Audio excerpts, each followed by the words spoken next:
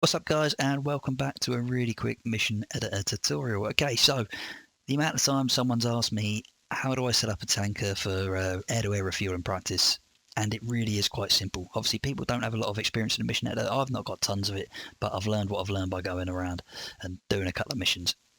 So what we'll do is we'll cover that really quickly. So what we're going to do then is we've picked our map, whatever we're going to use. I've used the Black Sea, and we're going to select our aircraft. So we're going to use a KC-135 for this.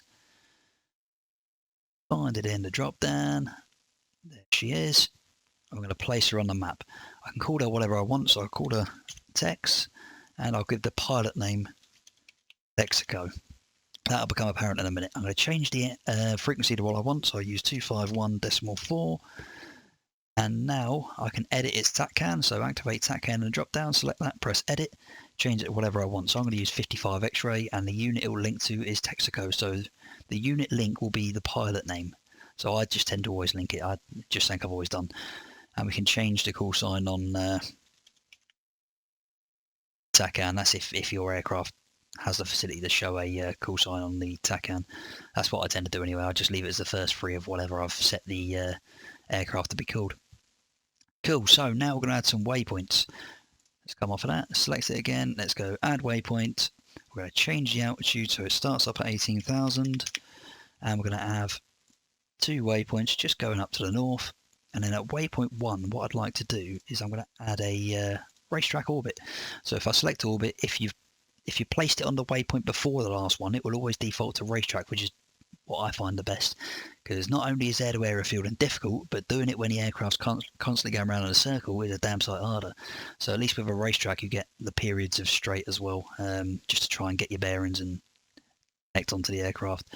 So I've set that. I'm going to leave the speeds as they are. Altitude's at 18,000 feet, which I'm happy with, and that is pretty much our tanker setup. So what we need to do now is we just need to set up our client aircraft. So for me, I always fly the Harrier, and we're going to set it to the UK, because I will always represent the 1 Squadron Harrier skin, and we're going to set it nice and simply a little distance just behind, so 4 miles, that'll do.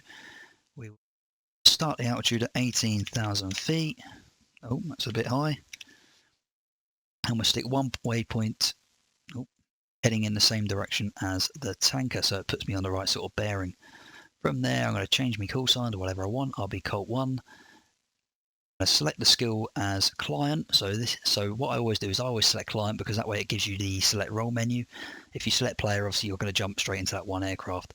I build a lot of missions for multiplayer groups, therefore I normally use client, so it gives you the options for which aircraft you want to select.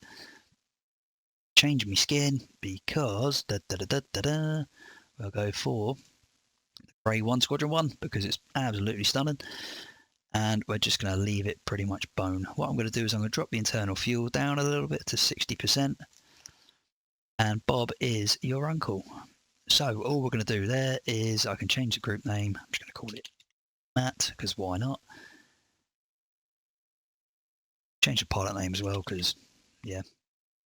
And that is it. So now if I go into the mission, what we're going to see is I can call it whatever I want. Tube. And then we start the mission. It's going to load up. Our tanker will already be in there. Obviously it's going to conduct its racetrack pattern, but the most important thing for us is we get a reply on the radio menu or the comms. Obviously if you've got easy comms selected, then you're going to get a reply regardless, but if you've got the sort of standard aircraft comms or the expert mode comms or whatever the hell you want to call it, where you've actually got to put frequencies in like most people tend to use, then you want to make sure you get the response from the tanker. If you don't get a response from the tanker, it's not set up correctly. But so that's all we really want to hear, is that we get that response.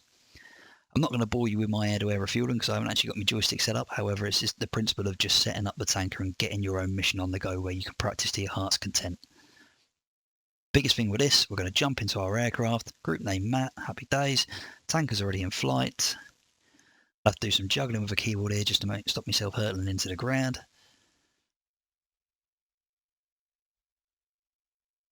Tell I've been away for a little while because DCS has taken its time to load.